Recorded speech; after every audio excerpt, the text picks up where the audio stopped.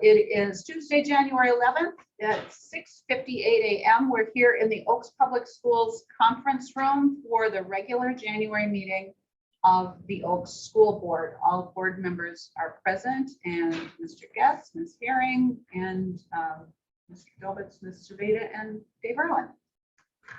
Not Mr. Erlin, it's Dave Erlin. Let's rise for the Pledge of Allegiance. I pledge allegiance to the flag of the United States of America and to the republic for which it stands, one nation, under God, indivisible, with liberty and justice for all. All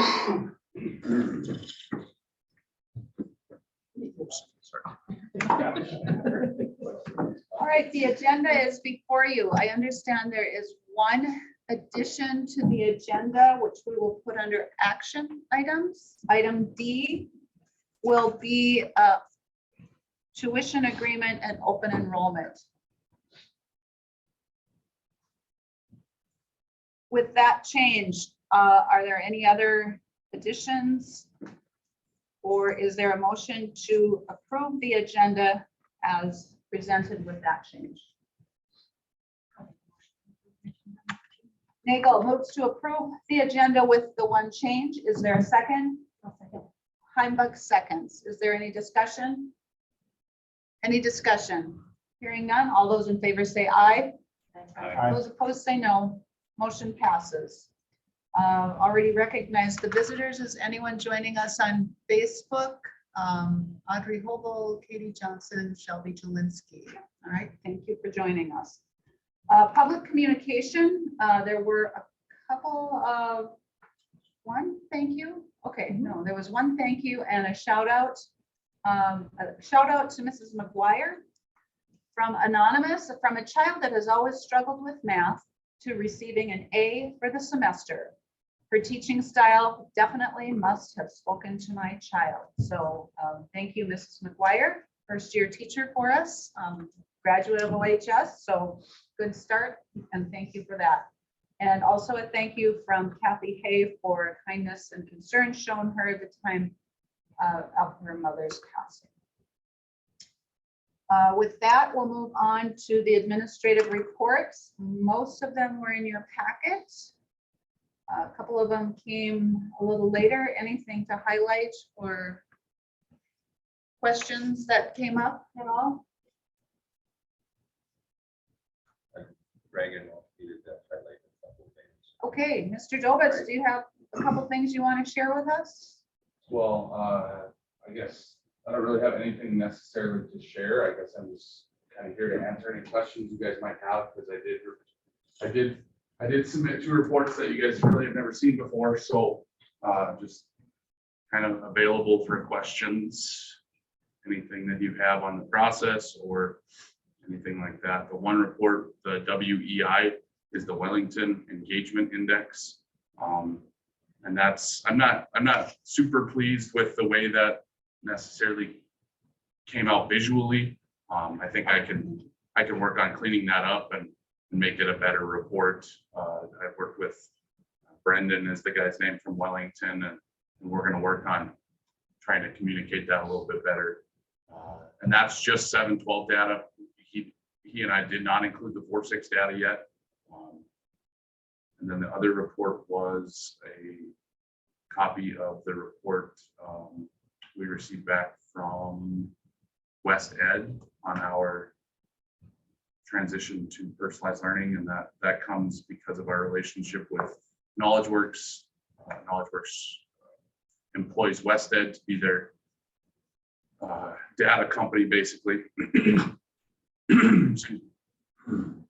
So on this one is The West Ed one? yes, just kind of an overview to see where we're at. You've never done it before. No, we've done that every year now. So this is year 4 technically. We didn't do it the first year, I don't believe, that I remember, I guess. But this is our 3rd time that I've been through the process that I can remember. Okay, so a lot of differences or a lot of similarities. In the process or in the data received? The data received. I think it spelled it out pretty good. I mean, I think there's some major cultural shifts that are taking place, some major things in our classrooms that are noticeable, that, I mean, even taking around an iPad that 3 ladies that are watching on Zoom can see. You know, they talked about choice is evident in all of our classrooms. A culture of growth mindset is evident in all our classrooms. You know, I think those are kind of the big 2 heavy hitters that they came out of with that.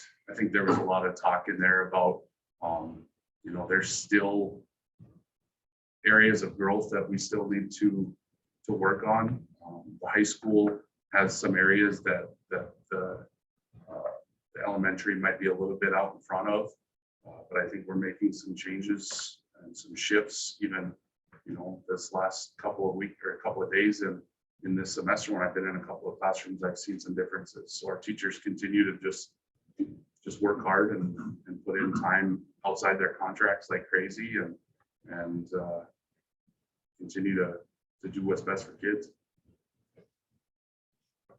So with regard to the West Ed survey, I was interviewed. I know, Ryan, I think you were, I don't know about this year, but last spring, I think both of us were in on Last year, yeah. an interview. So how much teacher and student time were used in the West Ed process? So they interviewed, it says it on the very first page, April, if you go to the very top. Thank you. It says they interviewed 6 elementary educators. So that was probably a 45-minute thing that we had 6 people came after school, 5 secondary. Another day we had 5 teachers from the 7-12 come in. We grabbed 8 elementary learners, 6 secondary learners, again, 45 minutes to an hour. And then after school, no, it was like at 6 o'clock or 5 o'clock, I think we had, was it say 7 parents and 1 school board member? I think that was you, Monica, right? Just jumped on a Zoom meeting. Again, just a quick 45 minutes to an hour interview. And then each of the administrators, myself, I think that was it. Again, just 45 minutes to an hour interviews that they just asked, I think, pretty standard questions. You know, they basically changed the wording for each group that they're speaking with. So if they're speaking to elementary students, you know, they might have changed a couple of things, but basically to get the same type of data. So this particular survey is only because of our involvement with the PCBL cohort. Yes. And didn't take up any instructional time out of our class. From our teachers, no. We did steal some students out of some instructional time for 45 minutes Half to a an hour. dozen for sure. Yeah. Okay, Yeah. and from reading this, okay, so we're involved in this cohort, and maybe we think Northern Cass is a little further along on the PCBL journey than we are. But if a group of educators or parents or others came in from a school that was not at all on the PCBL journey as we are, would they see differences from what they're accustomed to in their classrooms to what we are doing in our classrooms? I think so. I mean, if you would ask the 2 people that are sitting in front of you that went on a tour a month or 2 months ago now, I think so. I mean, I haven't been in a non-PCBL school now for 5 years, and Brandon, have you? And so I know there's major shifts just from, you know, reading some research and articles and on Twitter and stuff like that. The shifts that we're making here are on the frontier, basically, of what's going on in education as a whole. You know, student-centered instruction or personalized learning, which we call it. And then probably in the broad sense in the nation, it's more of a student-centered language now.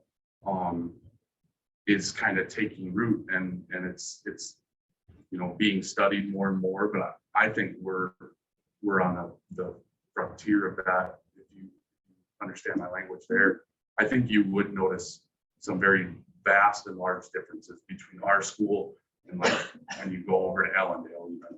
You know, I went to our TLA, presented their projects, and, you know, listening to our teachers versus what their teachers, even just the way they spoke, and then the richness of their projects compared to Ellendale's educators, like Monica was there, it's a wide gap. I'm not an educator and I can see the gap. If that explains it. And so sometimes I feel like this is going so slowly, it's hard to see progress or movement. But if we compare to districts that are not on the journey at all, there is a difference. Yeah, and I think this year, our focus, our shift in focus to classroom implementation, I think if you would compare the last year to this year, we're miles ahead of where we are now. So. And then I'd like to ask a little bit about the Wellington Index. If I understand correctly, that is sort of a substitute for what we did as student. It's not a substitute.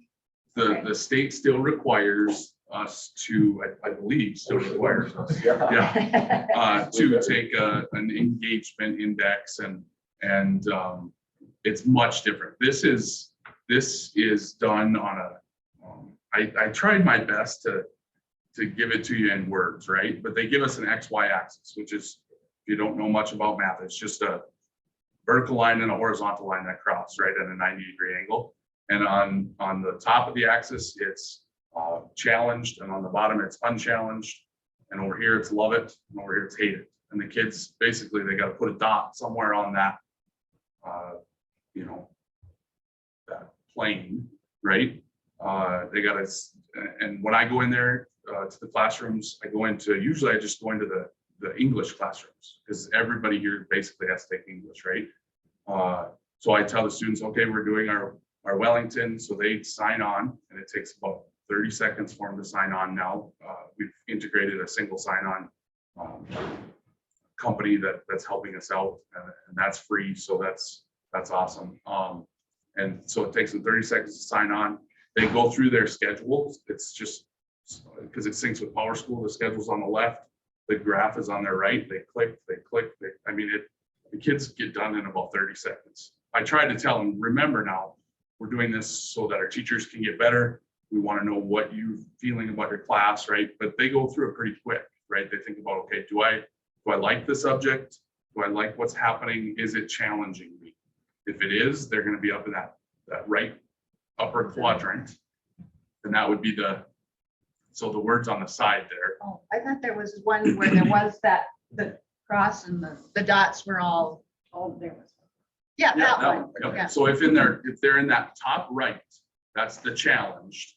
If they're in the top left, that's the grind, where the teacher is, you might think of this like math, right? Not a lot of people love math, but it's hard. So that's that grind, right? The bottom right is the entertained. The kids love the class, but it's not that challenging. I think, you know, I don't know if it's true, but like our chef training might be down there, right?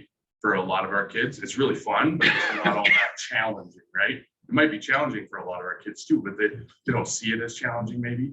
And then the bottom left is what they call bored. That's the kids don't like the class and it's not challenging them. So. And so this depicts an aggregate. If you could show us a scattered Yeah, I could show you a scatter of right. I could show you a scatter of every single dot that our kids have done. We've done it 3 times now. I mean, it's pretty cool to see. It's the dots. I mean, they're not. There's some dots down here. Sure. I'll be honest. And there's some dots over here, right? But there's a lot of dots in that upper right.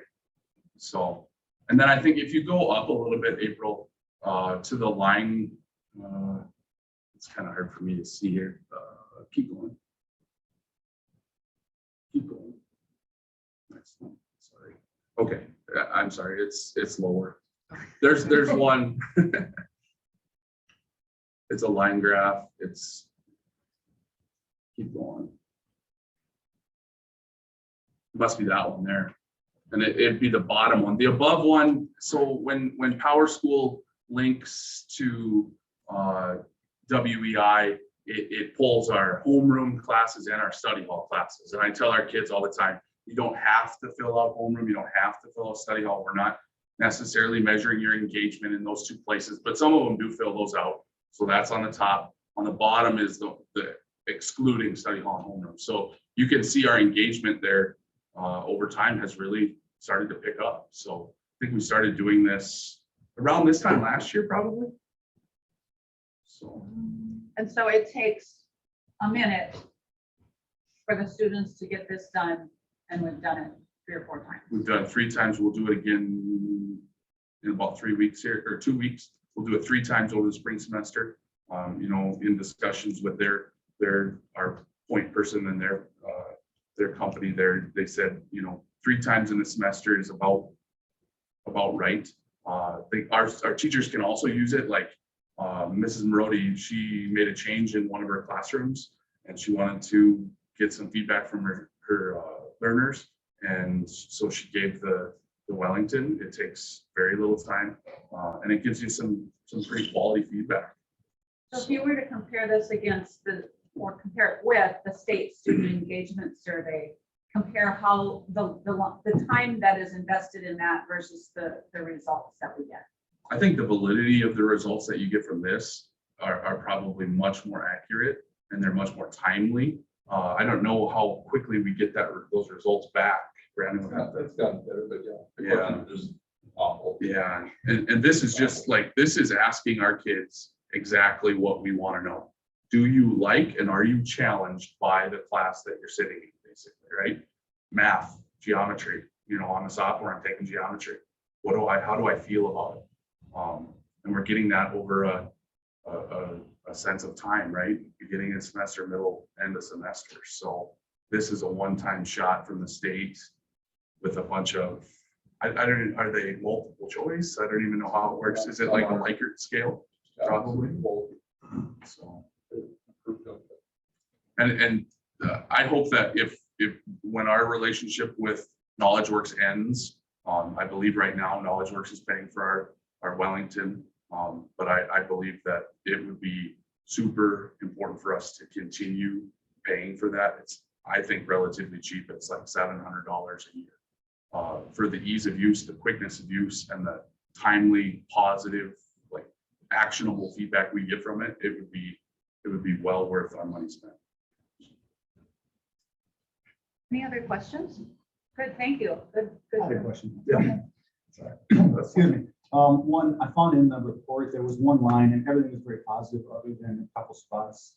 There was one where it said some educators shared that they felt the learners were not prepared for the academic rigor of high school. Can you expand on that? What was involved in that? I can't. Okay. No, I'm sorry. Because That just probably came from, so what did I say? We had about 11 educators, 12 educators. right. It probably came from one during a verbal Well, it said questioning. some educators, so I assume Okay, so there maybe was one or two, multiple, yeah. so I just kind of wonder what was involved in that, if there was, isn't a section where they're talking Yeah. about. I think maybe it probably comes honestly from our transition from 6th grade to 7th grade. I think if you look at our data there's some things we could do better to prepare our students. And I think a lot of conversations have been had, and we're working on that. Because going from standards-based grading into a traditional system of grading. That's what I wondered, because it That's was in part the of it. section where they were talking about the competency-based grading in elementary and how it wasn't implemented in the high school. If that's something to do with one or the other, or if there was a perception that it was, or how, what's your thought on that? As far as the transition between the two? Yeah, I think there's some things we need to do better. And I think we've been having a lot of conversations about those things that in the past, calendar year honestly, we started really trying to focus on that. We're going to implement, we're going to build personalized learning profiles for each of our transition years. So 6th grade will be the start of that. We've already started having data meetings with our 6th and 7th grade teachers together. I believe the first one happened, was it this month or last month? I can't remember. It was before Christmas, which usually that kind of takes place at the end of the spring. It's like, okay, they're gonna be moving over to that building. We better start talking about, we're already talking about it. And so I think we're starting to implement some things that will hopefully ease that transition. And I don't think we're gonna solve it all in 1 year, but Yeah. I think it's something we're growing into. I think it's been really eye-opening for the junior high and the elementary, those upper elementary and the junior high teachers are conversing and saying, okay, here's what we're seeing as a struggle. And at one point, they actually asked us administrators to step out so they can have a more in-depth conversation. So I think there's some good things that are coming. It's just, it's gonna take some time to get that bridge of something that's already hard in every school.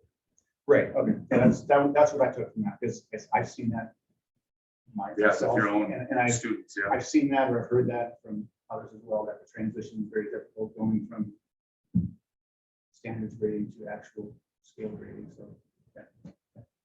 Anything else? Good discussion, thank you.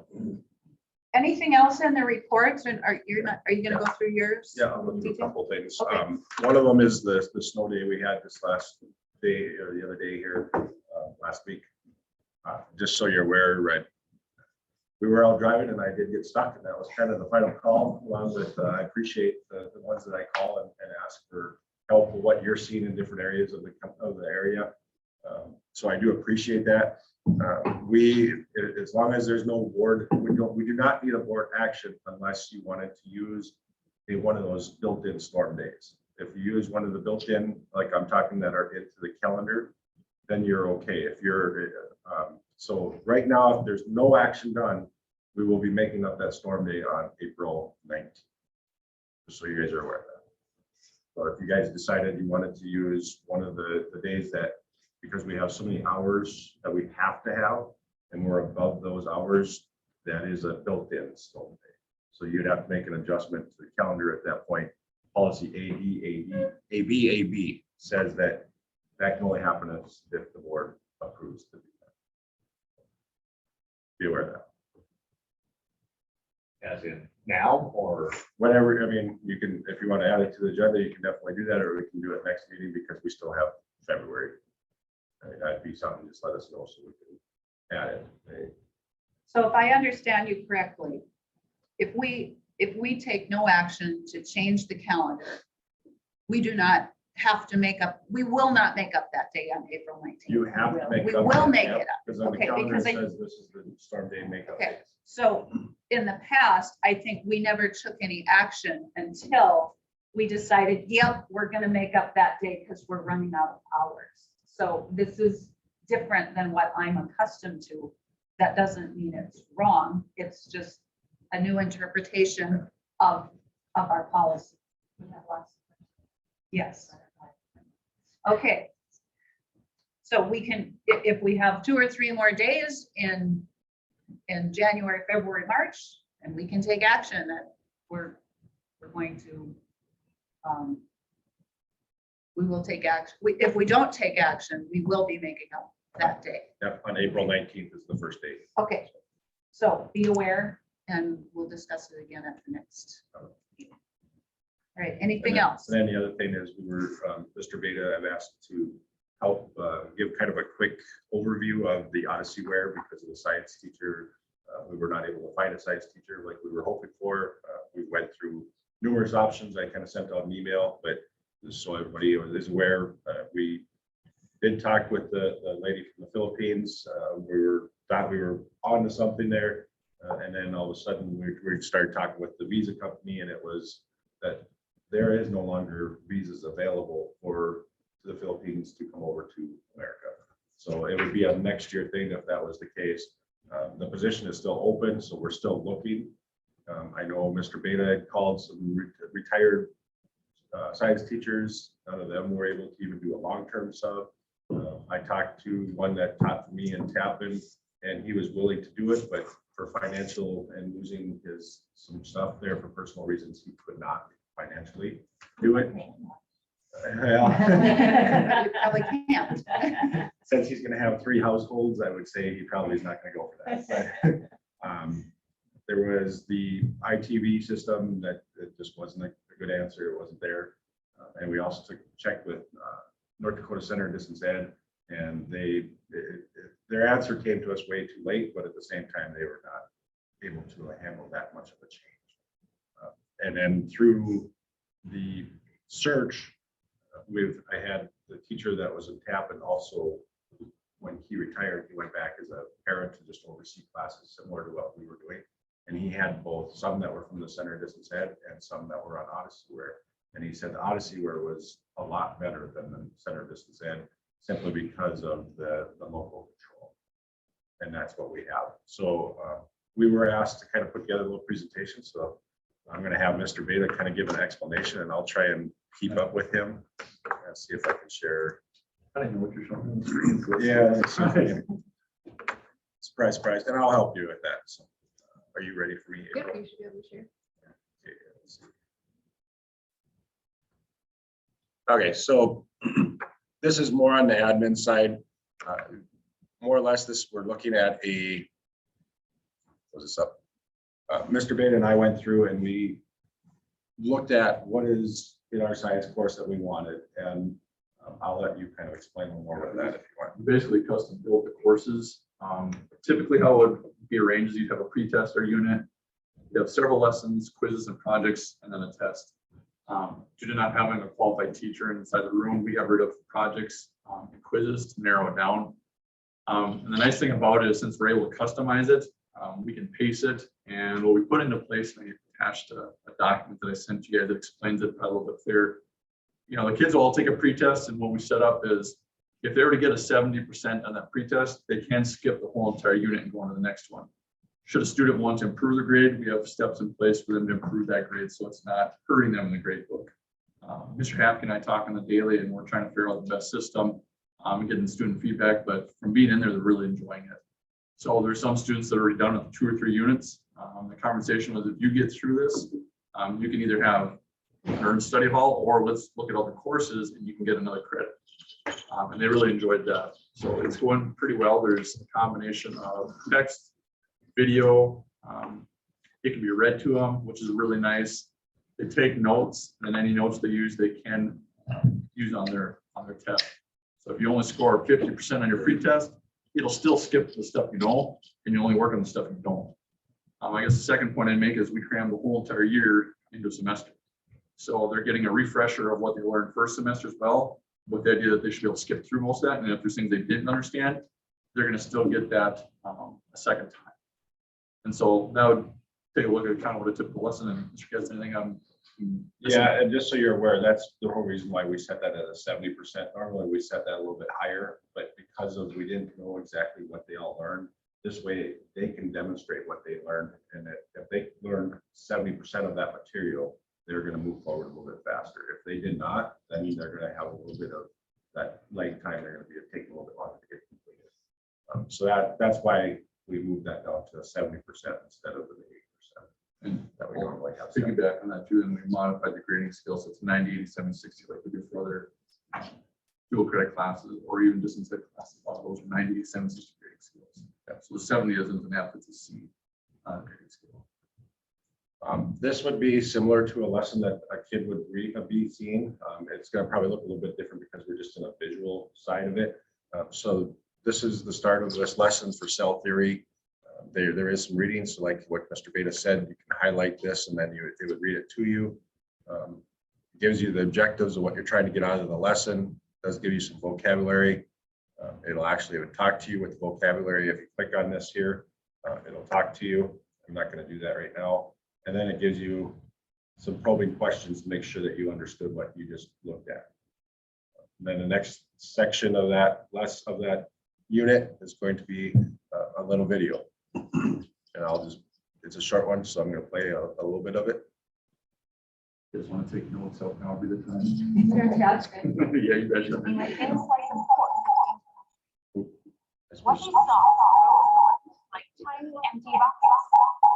From this observation, Cook described what he saw as septic, which comes from the Latin word meaning small compartments. What Hook didn't know was that human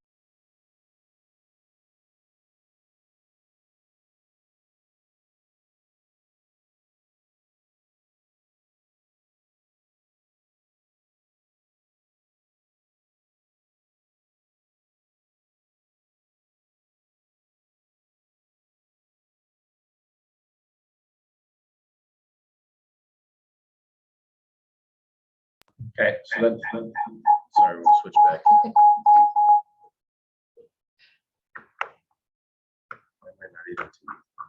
There we go.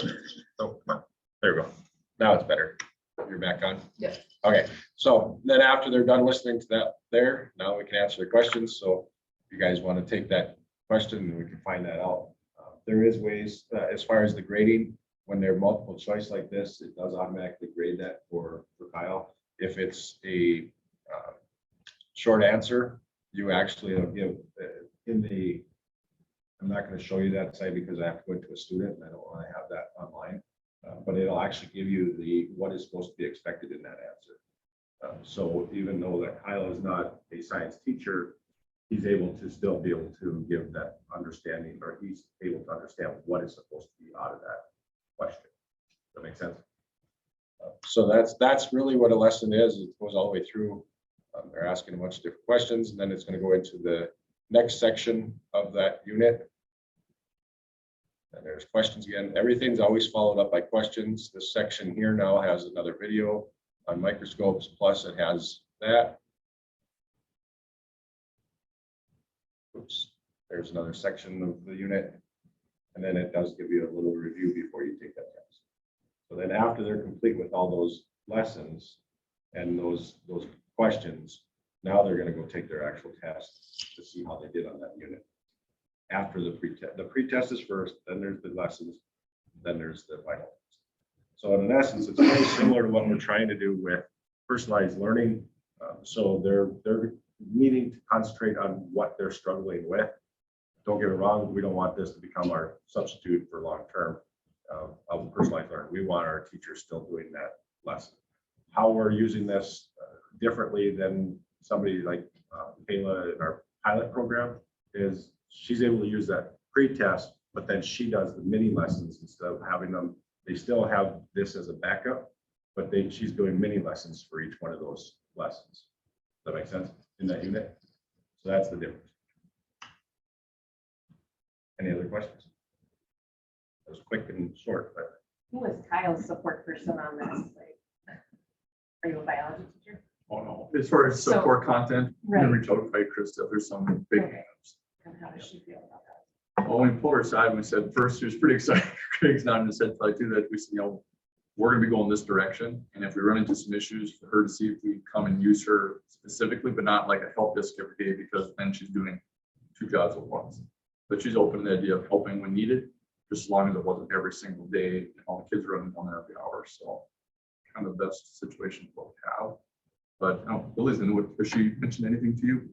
No, I mean, I asked her the first couple days, I guess, I haven't, Okay. you know, after it's been. Sure. yeah, we're always up for hearing more feedback. Yeah. And we know it's not a perfect situation. We know we're never going to see that unless we can put a science teacher in there. For what we were faced with, that was probably our best solution. And so the Odyssey Ware, we already had that and we pay an annual subscription. Yeah. And at this time, if I'm not mistaken, it is subsidized or covered by a grant due to our relationship with the PCBL. No, this one's covered The- through, or through the ESSER. because Oh, we're- okay, because right, We're also okay. using it as part of our, some of our learning loss. Mhm. So we're using, that's how we were able to pay for it with ESSER's. I know our tutoring has looked at some of this too. So that's our tornado power hour tutoring. And so we have this, it's paid for by ESSER for this school year Yes. and next, If next, it's something we decide we want to continue with, I know we can go and do a 3-year subscription and use the Odyssey Ware as the learning loss again. Mhm. So I would recommend it highly. I'm using for credit recovery. Before kids fail the class, they either had to take it again the following year, or they had to pay for Center for Success classes. And for some students, that's difficult.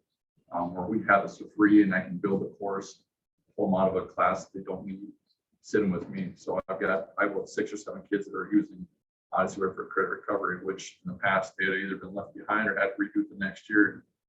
It makes a mess. So this is a really, really nice tool and content and very good. Very good. So and it is tailored to North Dakota state standards, Yes. right? Yep. Correct. All right, okay, how about that? again, good discussion. Good work. Thank you, Mr. Beta. So with that, that concludes our administrative reports. I wanted to note that Dave in his report was very appreciative of the Bobcat we so painstakingly discussed and bought, what, 2 years ago? Year and a half ago, maybe, and he's making good use of it this year, as you always have, but even more so this year. So, with that, is there a motion to approve the administrative reports that we've been presented? I'll make a motion to approve the reports. Rosendahl moves. Is there a second? Nagel seconds. Is there any discussion? Any further questions, discussion, highlights? Hearing none, all those in favor say aye. Aye. Those opposed say no. Motion carries. Action items, the 2023 calendar. Mr. Getz. The only thing that we held off on making the final approval of that was because we were waiting for the final of the SRA. Career Tech Center. Current Tech Center, sorry, struggling today. And they did make a change on that, year opener on the 4th of November. They did go back to that. They originally were gonna go on the 10th. So my only recommendation is to switch the 10th, I guess, can you see it up there? That 10th of November, I would make a recommendation to move that to the 4th in the final reading if you're going to accept it. Because that way we're off the same day as December. So they have the 4th and the 11th off. All right. Is there a motion with regard to the second reading of the 22-23 calendar?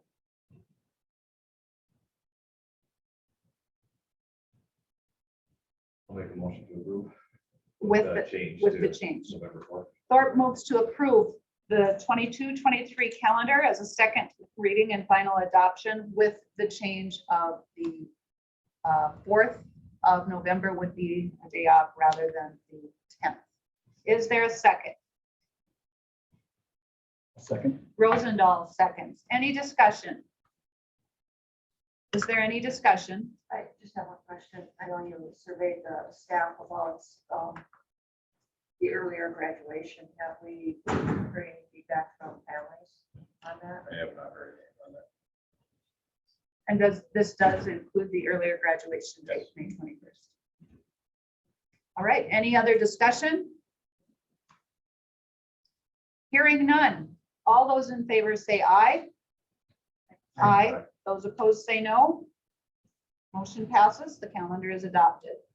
The next action item is discussion of assistant girls basketball coach Robin Paul. You want to lead that?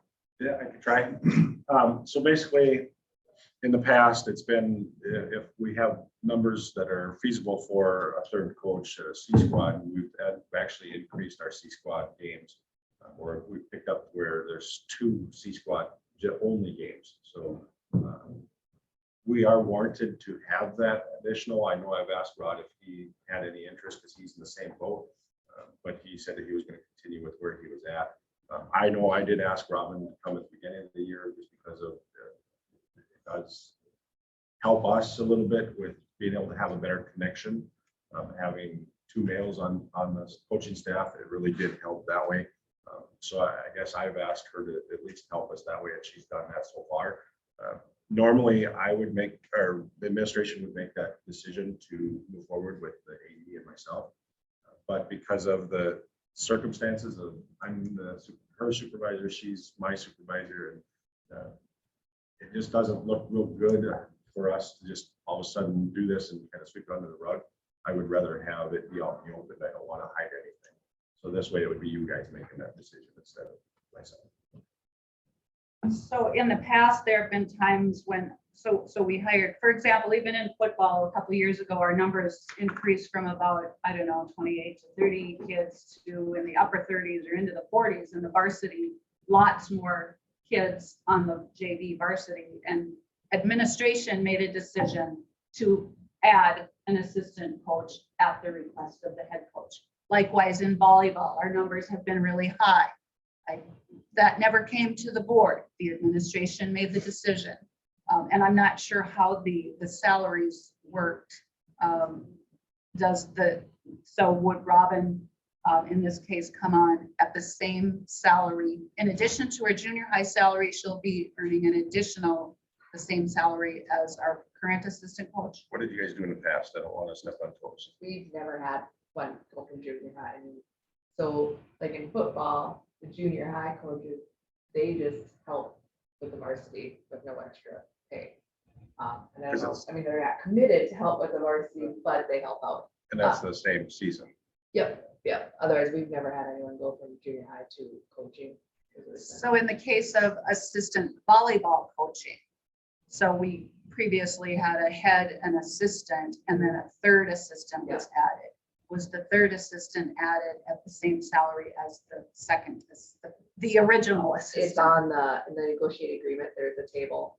So I think C squad in junior high is like one column, and then you go by your years of experience. So it is lesser than head coach, assistant Okay. coaching. So this would be a C squad coach. So it does have a designated salary in the negotiated agreement. And that would be what we would be, in addition to the junior high coaching salary, Robin would be receiving the addition of the C squad salary. That's what I would. Okay. And my question was, I know there are pretty good numbers of boys, and you said you visited with Rod and he doesn't feel the need for an At this additional time, he says assistant right now. All right, so we're looking for action on this, so public acknowledgement and approval of this arrangement. So is there a motion with regard to the assistant girls basketball coaching? Actually, shall we call it the C squad girls basketball? Why don't we do that? Let's call it what it is, C squad girls basketball coach position. Is there a motion? I'll make a motion to add Robin. Okay. C squad. Rosendahl moves to add Robin Paul as the C squad girls basketball coach. Is there a second? Nagel seconds. Is there any discussion? Any discussion? Any discussion?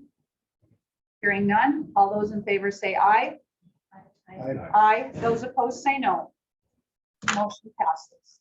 The next action item is the business manager evaluation. And we didn't put that in the packet, right? No. Not that there was anything wrong with it. I had asked each of you to complete the evaluation form, which you did. I compiled the comments and the ratings.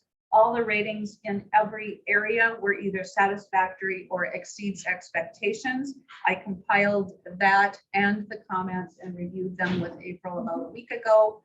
And if anyone wants to see that, she has copies. And I just want to let everyone know that it's been done and have public acknowledgement that it has been done. Did we decide we wanted to have that motion or is discussion? It was more so just because you talked about it and we want to make sure that it's at least in the minutes. Yep. So I don't know. Okay.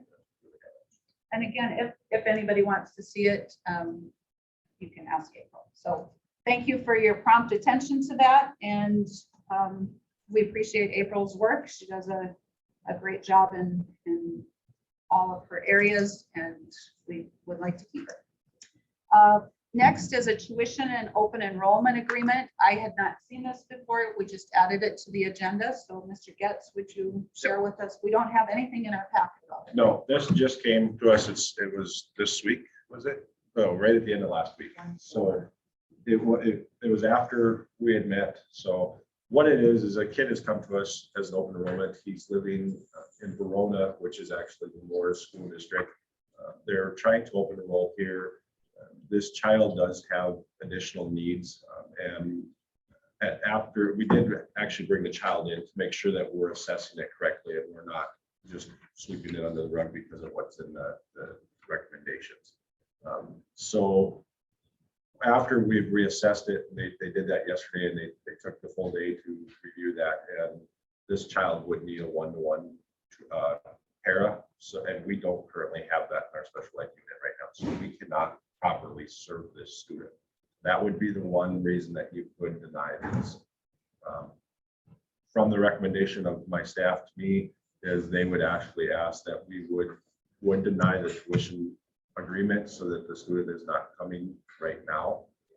If we were to want to do the open enrollment later, so that we know that they're coming and we can prepare for this child to come, that would be different. So that's why we've got both of them on here. My recommendation from my staff and myself coming to you is that we would deny the tuition waiver and we would table the open enrollment. And the reason I did that is because that way we have it documented in the minutes that we did table it that way. The open enrollment would be tabled, that's for next year. The tuition agreement is for this year right now. Otherwise, this kid would be coming back to school today and we have no services to provide. So the student is currently school aged Yep. and is attending school in Lemoore. No, they just moved. Okay. So after, whatever the board decides, I will be calling the parents and informing them after. All right, so your recommendation is that we deny the tuition agreement, which would be for the current school year. And maybe even add in there due to the fact that we cannot service the child properly. Kindergarten. Kindergarten first. That's right. Yeah. And so because the student lives in the Lemoore School District, law requires the Lemoore District to service those needs, even if they're not prepared to do so. They must do so. Yes, if they were in our district, we would be then stuck trying to scramble and figure something out. We just got done hiring the special ed para, and we know that it took away from us. If you've seen in my report, is we took one of ours to fill that spot, which then we got lucky and we were able to hire one for ours. I don't know if we're going to get that lucky again in this short of a time. It was pretty quick turnaround. And then with regard to the open enrollment agreements, those need to be submitted to the board. Do we need to act on them by February? April. And so it is submitted timely, and so and if they still want it, let's assume they still want it in March and April, then we would need to act on that, either approve or deny it by the April meeting, if you remember correctly. And on what basis can we deny it? Really, probably wouldn't be able to at that point. And the reason is because we were given enough time to be able to get that set up. Only reason I'm asking to table it now is because I found out that this happened yesterday. Obviously, I was coaching in Cooperstown yesterday. So I was finding out in the middle of the game how we were going to proceed forward. So I don't feel that it's right for me to make a recommendation on the open enrollment until I can have more time to visit with the parent and say, do you still want to continue with this for next year? This would be for this year, the open enrollment would be for next year. I don't know how the parent feels. I haven't had a chance to contact the parent yet. Okay, and so I'm seeing this, and it was signed by the parent on January the 10th, so literally yesterday. So, and today is the 11th. So we're certainly justified in, if we choose to deny this, that we're justified by law to do that. It's not that we don't want to serve the student, it's that at this point, we're not prepared, we're not able, we don't have time. Okay. And because it's an open enrollment, if they're in our district, that'd be different. And so we could even, let's say magically some special ed para showed up tomorrow or by next month, we could revisit this and serve this student next month if something miraculous happens. Yep. Okay. All right. Is there a motion then with regard to, should we take two separate motions? Yeah, probably. Okay. Just be Is safe. there a motion with regard to the tuition agreement requested by a parent of a kindergarten student that's in the Lemoore School District?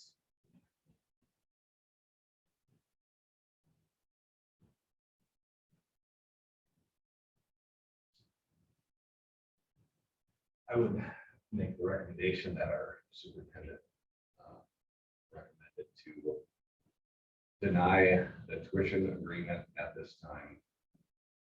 Or we want 2 motions, all right? Yep, that so would be due to, due to not having sufficient staff to serve the needs of the child at this time. okay, Thorpe moves to deny the tuition agreement because of not having staffing to serve the students at this time. Is there a second? Heimbach seconds. Is there any discussion? Is there any further discussion? Is there any further discussion? Hearing none, all those in favor of the motion to deny the tuition agreement, please say aye. Aye. Aye. Those opposed say no. Hearing no no's, the motion passes. The tuition agreement is denied. Now we would like to turn our attention to the open enrollment application, which I see was signed on January the 4th. And so, okay, help me out. If your recommendation is to table this, and then if we would need a motion to take it off the table before we discuss it again, right? Mike Farley, so I would, if we're tabling it, usually that just comes up as old business the next meeting. okay, Or another action item. We don't have old business. okay, And the only reason I'm tabling this is because I didn't get a chance to talk to the parent. Okay. To see if they still want. all right. So is there a motion with regard to the open enrollment application from a parent of a student living in the Lemoore district? Monica Heimbach moves to table the open enrollment application. Is there a second? Nagel seconds. Is there any discussion? Is there any discussion? Any discussion? Hearing none. All those in favor say aye. Aye. Those opposed say no. Motion passes, and we will expect to see this again next. As long as the parent. Yep, yeah, pending your, Pending the parent. Yep. okay. Right. All right, so that concludes our action items agenda. Let's move on to school policy review. We have 1, 2, 3, 4 second readings of policies that we had some conversation on last month. Those were in your packet as proposed to be final adopted today. Any questions, comments on those?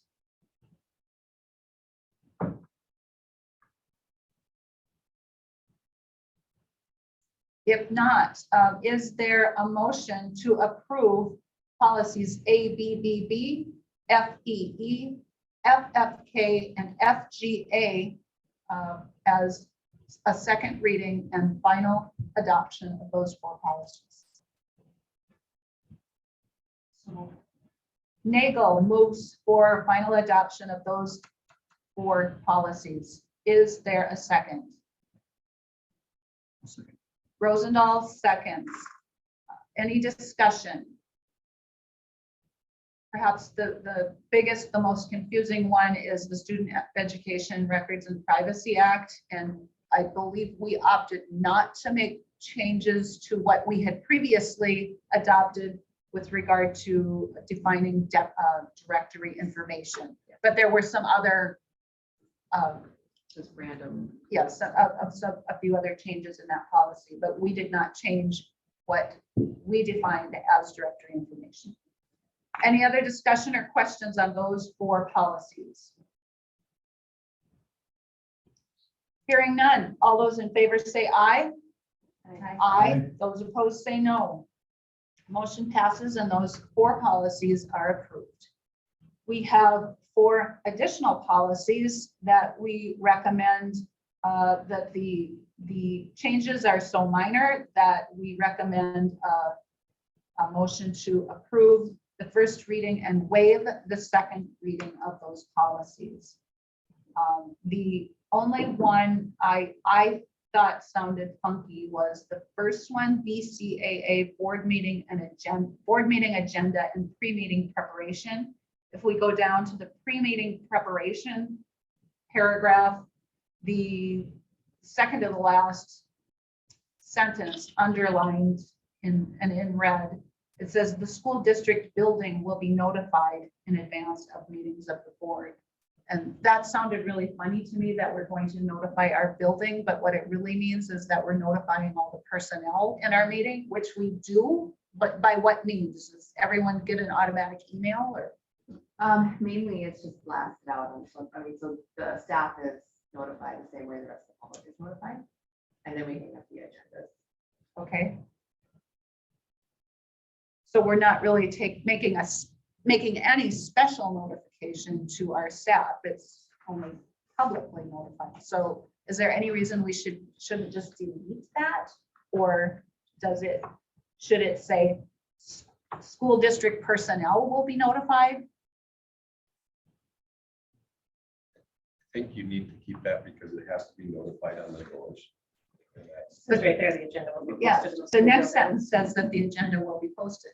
And it did say, I replaced the word each with the, so it's in those districts that have multiple school buildings. So it makes sense if you had multiple school, buildings in your district. And so that's where it sounds, that's why it sounds weird. We have basically one building. So if you had a district office or a school. But you're still not it still sounds funny to me that you're notifying a building. You're not notifying the building, you're notifying the people in the building. But I know that's how we refer to different buildings and the personnel in the buildings. Anyway, that was my only On comment. that same one, the order of business, Mhm. we kind of don't follow that. We changed it. Yeah, and unless altered by the consent of members present at the regular meeting. So we do approve the agenda at each meeting. So at each meeting, we really meet the terms of this policy because we're changing our agenda. I wouldn't have any problem with reorganizing it, but as Mr. Getz has been here, we've reorganized it a little bit again, and that may happen again. I just want to be that you had to be this. All right, so any other questions or comments on these 4 policies, or is there a motion to approve them as presented or with any changes? 2, 3, you're right, 3, sorry. I can't, I was missing. Nope. 1, 2, 3. Well, is this the Yeah, virtual sorry. learning? Is this the same one that we did before? Is this a different virtual learning? It's the same one. They added that, the sentence. I think that's probably going to change a few times as they grow with this. It's such a new policy that seems. I'm assuming that's what I mean, talk about, like if you were snowed in, but I wasn't, then your family would be able to virtually.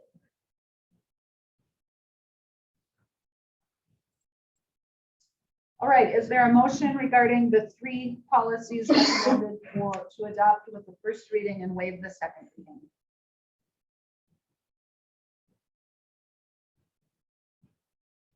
I'll make the motion. Okay, no changes? Okay, Rosendahl moves to approve BCAA, ABAC, and KACA. Approve the first reading and waive the second reading of those 3 policies. Is there a second?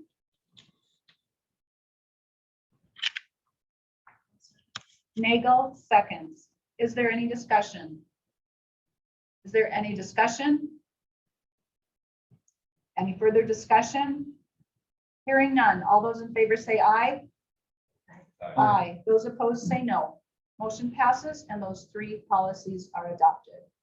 Moving on to the approval of minutes and financial reports. We had a regular meeting and a special meeting. Is there a motion to approve the minutes of those 2 meetings? Monica Heimlich must be really. Okay, there is a correction on the regular meeting. I copied and pasted, so, yeah, Monica's in there again twice, so I corrected that. So the regular meeting, Monica's only here once. Okay. So I'm a variant or anything. Okay, so one change to delete that Monica wasn't cloned at the regular meeting. I'll take that. Yeah, wouldn't you? Okay, any further, is there a motion then to approve the 2 meeting minutes with that one change? Heimbach moves With the only change. one time, only one Just one time. time. Okay, but you can't second it too? Nope. All right, is there a second? Is there a second to the motion to approve the meeting minutes? Nagel seconds. Is there any discussion? Any discussion? Hearing none, all those in favor say aye. Aye. Those opposed say no. Motion passes. Review of financial reports. Do you want to act on the pledge of assets report separately? Because that's only every 6 months, right? Yeah, we Okay. do that one separate. Okay, so the pledge of assets is something we must do every 6 months with our banking relationship. Yep. And to prove that they have enough pledge to secure our money in case of something should happen to the institution. Okay, so the pledge of assets report is in your packet. Is there a motion to approve the pledge of assets report as of December 31st, 2021 as presented? We should change first to banks. Yeah, probably. Okay. FSB changed to Bank North. Just notice.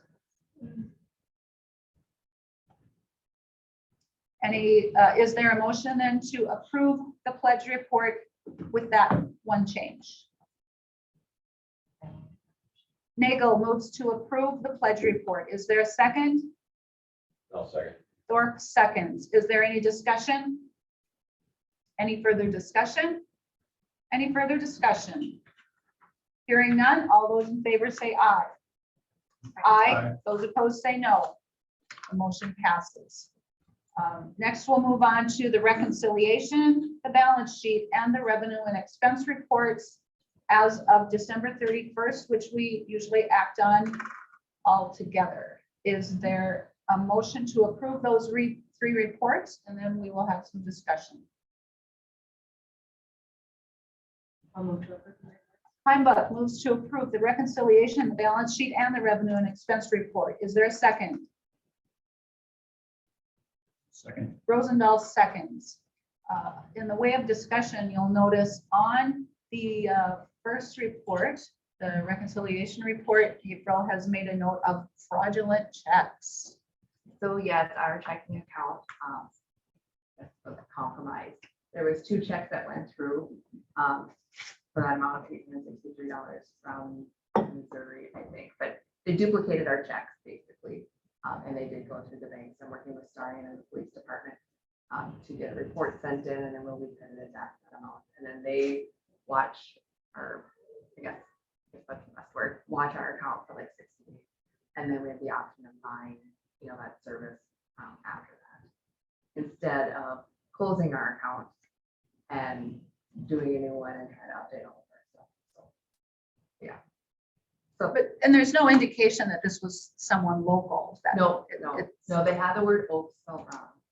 They had Oaks School District correct, but then they had the bank. It's a Starion Financial, so they had that wrong, and then they had Oaks spelled wrong in that. And then they only had 1 signature line, which we have 2. And it started with a K, so they must have gotten Craig's signature or something. But, yeah, so there's a few things that kind of sparked it, but yeah. Did you catch it or did the bank catch it? I got it. Good job. It just makes me wonder about, downloading my transactions from the bank. And am I really scrutinizing them closely enough and credit cards? Well, and the biggest thing that came out was it was a non-sequential number. And usually when that happens, it's because the number was tore off, so they can't electronically do it. So then okay, yeah, it's one of our checks, it makes sense. But yeah, that's what was out of order. And I didn't recognize it. So. Okay, so we have a motion to approve these. Is there anything else that should be highlighted, discussed? Any questions that arose for anyone? I put all of my notes in there, and then I'll be working on the budget after this meeting and start updating it. So I should have a draft out of where we are right now, and then I guess go through and see what we need to do next. Nice work on that policy. Yeah. Kudos to the board for our patience, right? Wasn't there another like credit card that's like browse next to it? Yeah. That I sent you. So Carrie, she uses her credit card, or she's the purchasing agent, so she does a lot of the online ordering, and at least 2-3 times a year it gets hacked. So this last time we had airline tickets bought on it. So, and Where did usually it go? well, they were in Texas, but it didn't say Curious. where. And usually JP Morgan, they're really good at, you know, they might not catch everyone, but by the second one, we'll get notified to verify it, and then they'll shut the account down, credit us, and then send a new card out right away. So, but yeah, there's some that are really good though, because there was, I think it was last year, they used our credit card to buy from places we've already purchased from. So like School Fix and different things like that, which the name would not alarm us until we went through their credit card. I'm like, okay, we don't buy these items from this, but so, yeah. Gotta be watching. Okay, any other questions on the reconciliation, balance sheet, and revenue and expense report? Hearing none, all those in favor of approval of those 3 reports, please say aye. Aye. Aye. Those opposed say no. Motion passes. And finally, the approval of bills. There were bills in our packet as well as a few invoices yesterday via email. Is there a motion to approve those bills for payments?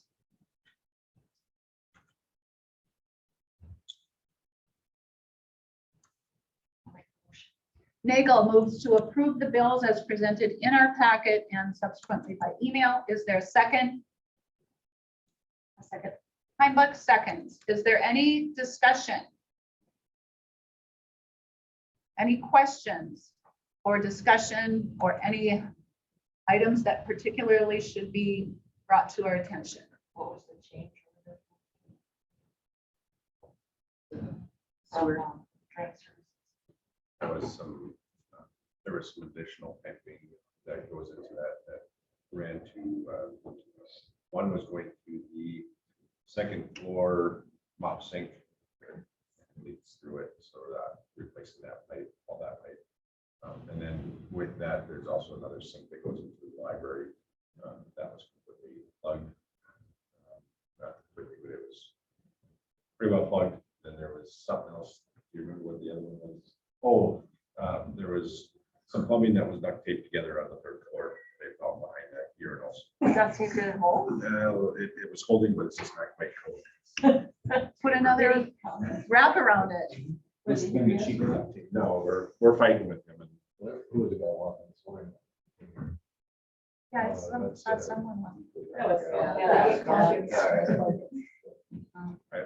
don't trust me, I've been fighting with him, and Dave can attest to that because he's listening to the whole conversation. All right, let's see. I do have a motion to approve the bills. Are there any other questions? Discussion? Hearing none. All those in favor say aye. Aye. Those opposed say no. Motion passes. Our next regular meeting date will be Tuesday, February the 8th at 7 a.m. And it will be Career Tech Education Month, which we have in recent years enjoyed visiting and meeting at the Career Tech Center. And you've confirmed that they're going to have room for us and we'll make breakfast and I don't know about breakfast, but I know they're gonna be there. they'll make They'll have breakfast. something. And also that we'll have a presentation from our, He's working to try and confirm that. okay, With with Spelly. Spelling. I would assume Spelling's gonna. Yeah. help us with that. Yeah. All right, so with that, is there anything else for the good of the order? Look at us, 8:07. I declare the meeting adjourned at 8:07. Thank you all.